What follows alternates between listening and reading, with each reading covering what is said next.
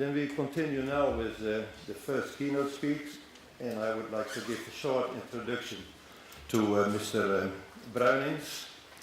Mr. Bruynickx is the Executive Director of the European Environment Agency, recently appointed in June, but he has quite a background that makes him very good for this position and very good for giving a keynote speech to us.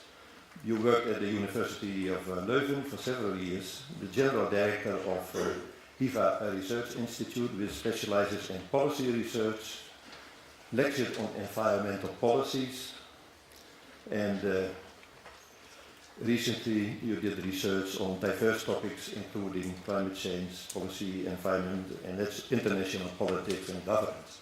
So when we are speaking about setting agenda also on the policy level, I think that Mr. Bruynickx is an excellent speaker to us, and I invite you, Mr. Bruynickx, to give your keynote speech, be the first keynote speech for this conference. Thank you very much.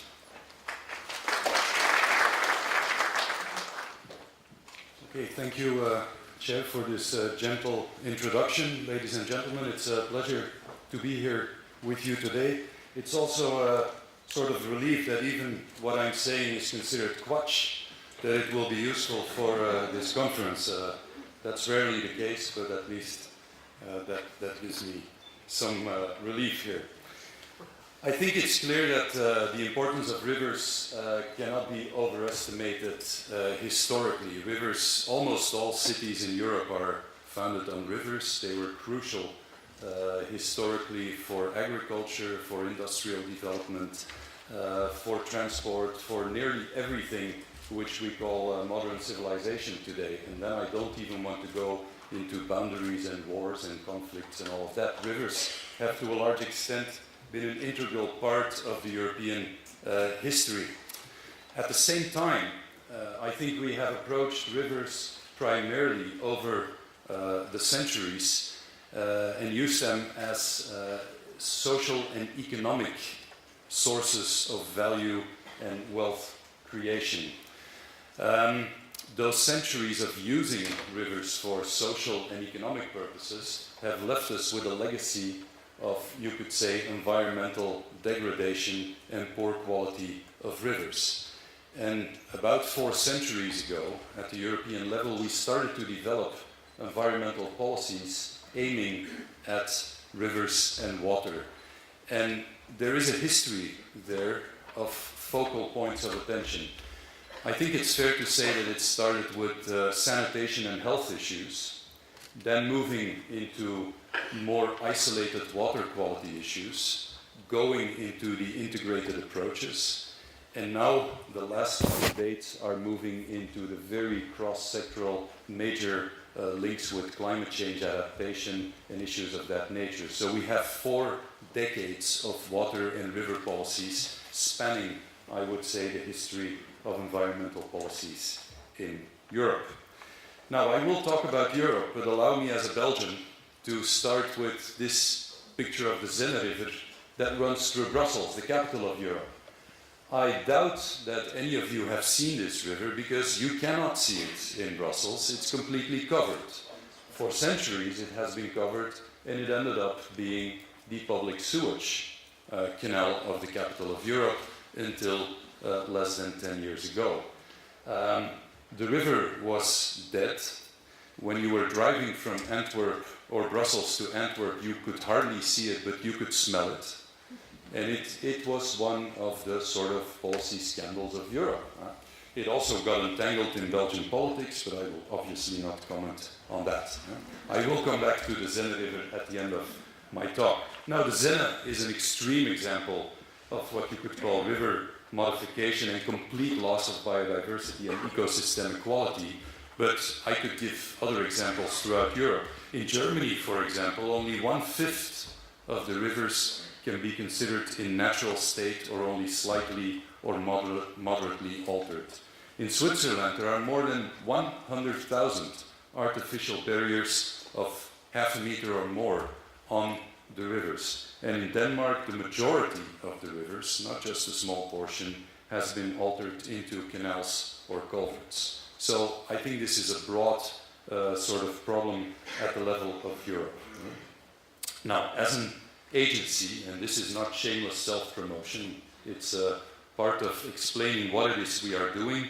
Since the very early start in 1994, we have been building on the knowledge base concerning water and rivers. And in 2007, we launched WISE, the Water Information System for Europe, together with the JRC and Eurostat. And I would say that WISE is beyond any doubt the most comprehensive entry point into water knowledge for Europe. If you visit the website, you will find the Water Data Center that gives you entrance into assessments. We use all sorts of indicators and integrate the knowledge coming from all those European countries. We then write reports. This is a report 2012 that I will come back to, and we provide all sorts of data products like maps and graphs and all sorts of other things. So I would encourage you to visit the website if you have not already done so. Now in 2012, as you know, it was the European Year of Water, and the Commission, the chair already referred to it, came with a blueprint to safeguard European waters, and they made all sorts of reviews of water policies, but the EEA contributed to this exercise with a set of reports. You will find relevant information in those reports as a policymaker and as a stakeholder, which we also consider as one of our key audiences. Now, if I look into the future, we will continue to build on WISE. We will further focus on an ecosystems approach, and we will further emphasize the work on cross-linkages, and I'm thinking, for example, on climate adaptation and a number of other issues. So this is a core element of what we are doing also into the future. The basis for our work is our water base. From more than 10,000 river stations, 3,500 lake stations, and a time series spanning 2 decades, and more than 1,000 sets of data, we gather the information for Europe on the quality of the rivers. So let's share some of the basic elements here. Over the last 2 decades, you can see that the trend in organic matter, as the red line is the biochemical oxygen demand, has improved quite a bit. In fact, over those 2 decades, we see a decrease there with 53%. If we go to the total ammonium, we see a decrease in the blue line of 75%. A lot of this is related to European policies. It is linked to the implementation of the Urban Wastewater Treatment Directive. Now, this is the good news, but if we have a more critical pair of glasses, you will see that we still have some distance to cover, because that would be the goal, good and high ecological status levels. So we still have distance to target that is quite significant. I will come back to that later. If we look at nitrates, we see that the progress there is much less than in some other domains. We talk about a reduction of about 20%, and if we go to orthophosphates, we see a reduction by 72%. Here again, the distance to target, especially for nitrates, is quite big. So there is a lot of work that needs to be done, and there's a close link with the Nitrates Directive, to which I will also come back. Now, if we look at the policies of Europe, as I've said, we have moved from a sort of quality standard approach, which this image, is a water treatment plant, obviously, a very focused, sort of narrow approach, as you know, to an integrated ecological river basin approach, and that is, I think, what motivates all of you to work in this area, that type of more integrated approaches.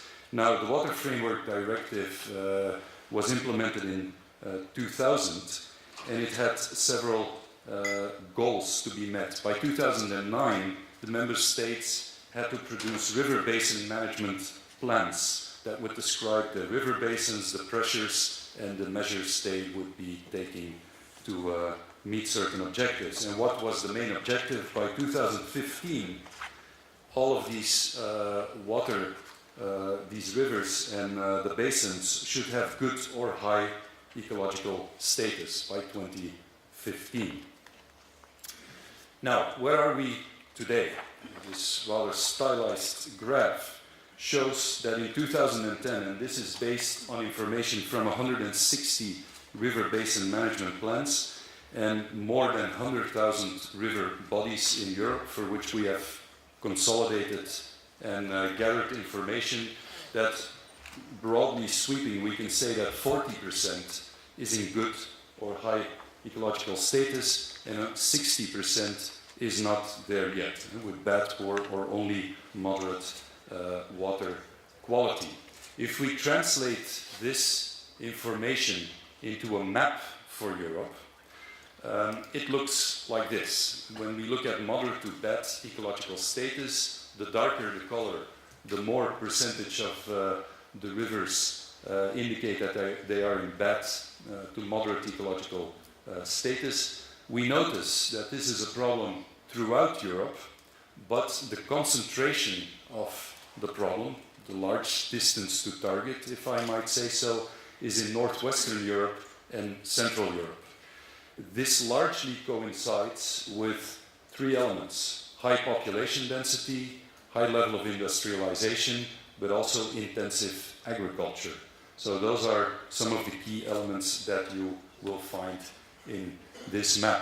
Some of the areas which you will see that are not in the region that I mentioned have other issues that are at stake. They could be related to agriculture, but also to lacking infrastructure and to maybe issues of policy implementation. But that would lead me too far now. But this is the type of sort of data products that we can offer to policy makers at the European level.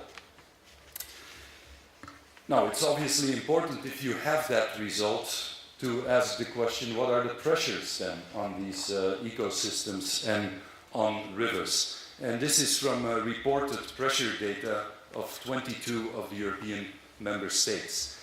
The two main sources of pressures on rivers are diffuse sources, and here I'm primarily talking about agriculture, intensive agriculture, and hydromorphological issues, which basically means altering rivers. We guesstimate, because we haven't been out there counting them, but based on our models and on the information which we've been gathering, we estimate that there are about 500,000 man-made barriers into rivers.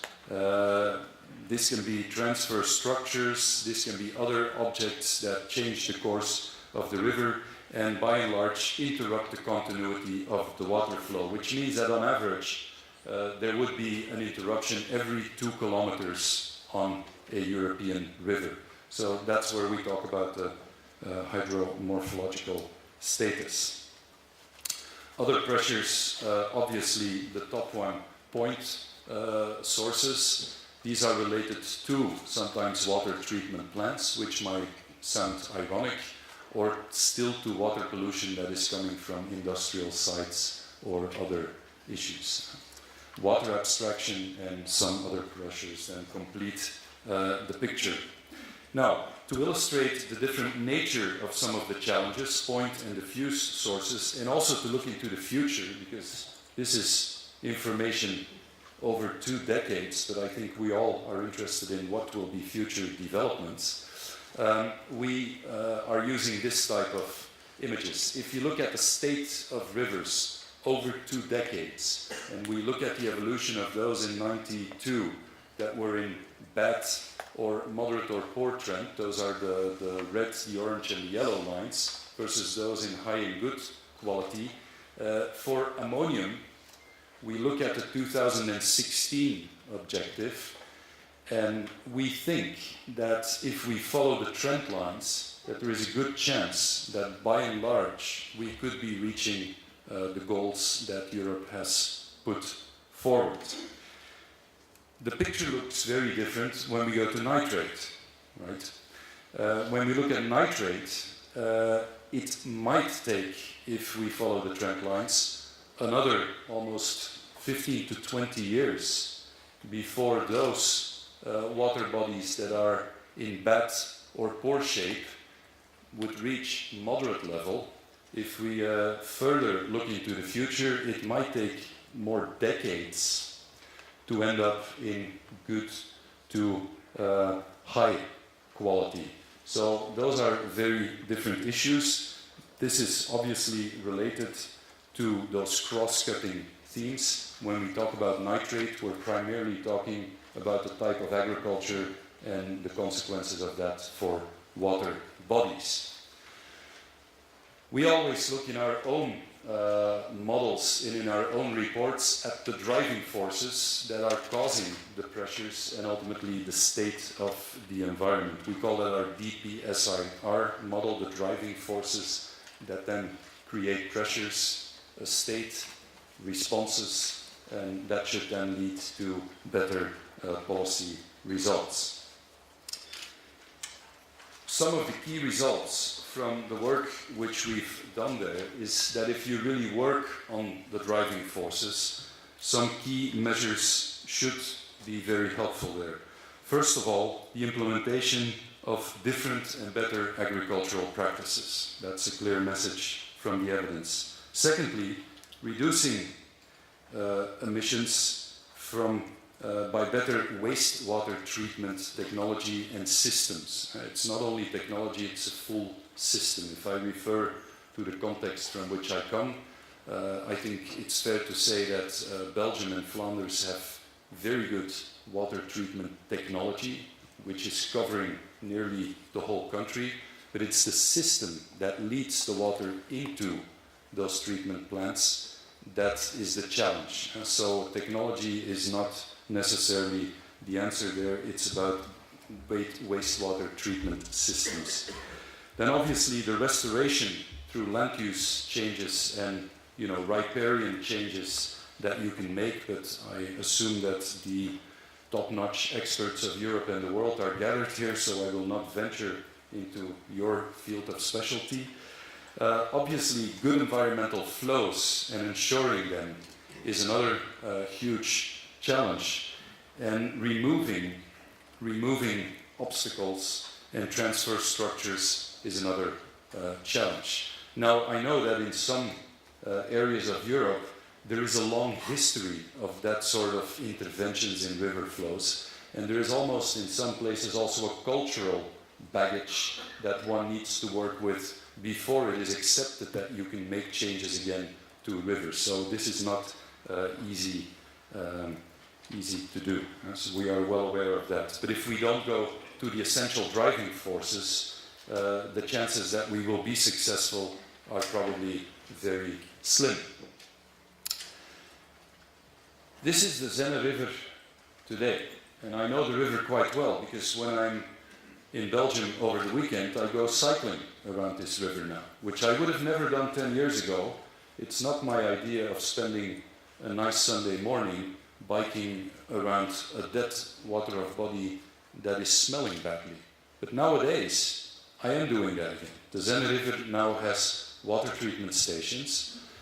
The biological and ecological qualities of the river restored much faster than many people expected. And what was neglected for decades, and people didn't want to talk about, all of a sudden has an important political message function. I was in Copenhagen in 2015 as a member of the Belgian delegation for the climate top. The Brussels Minister of the Environment was there as part of the delegation.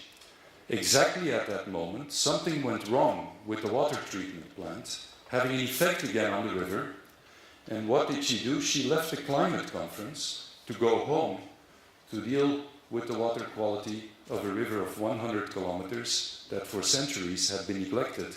And all of a sudden, because it now looks like that, there is fishing there again, you can see heron fishing in it, it becomes important. So the changes can be made and they have significance beyond measuring ammonium and phosphates in the water. There is a whole sort of message behind this.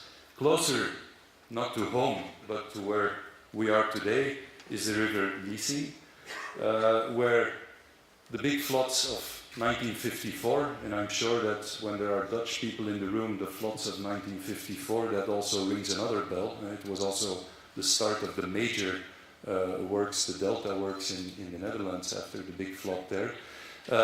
Some of the responses have been to restore or semi-restore some of the qualities that rivers have to absorb excess water and to avoid floods. And this is done in many places with very small interventions sometimes with big interventions, giving room to water, allowing water to play its role beyond the sort of centuries of socio-economic value that we have created through water. There are other threats nowadays that we need to take into account. This is obviously a very big debate also when we relate it to climate adaptation. In fact, my second day at work in June in Copenhagen, we had the big floods in this part of Europe, Central Europe. And on my third and fourth day, I had to give a press conference on the link between climate adaptation and river basin management in Europe. So this is very much on the agenda, and it goes from almost micro interventions in small neighborhoods to protect 20, 30, a couple of streets against certain things, to major programs that look at complete international river basins. For more information on all of that, I refer you to our websites. And I would like to conclude by, first of all, wishing you a great conference. The theme is thrilling, I think. It connects to so many things. It's fantastic to speak to an audience that is not only European, but also global to a certain extent. And I also would like to say that when we looked in the agency at some of the projects that are finalists, but beyond the finalists of the water prize that will be handed tomorrow in a celebration, that we are encouraged by all the good energy that people are putting into rivers, not only public officials and policymakers, but also scientists, local NGOs, stakeholders along river basins. I think this is the way to go, and I hope you will get inspired not only by the talks here, but also by those who are walking the talk and who are actually working on the quality of European rivers. Thank you.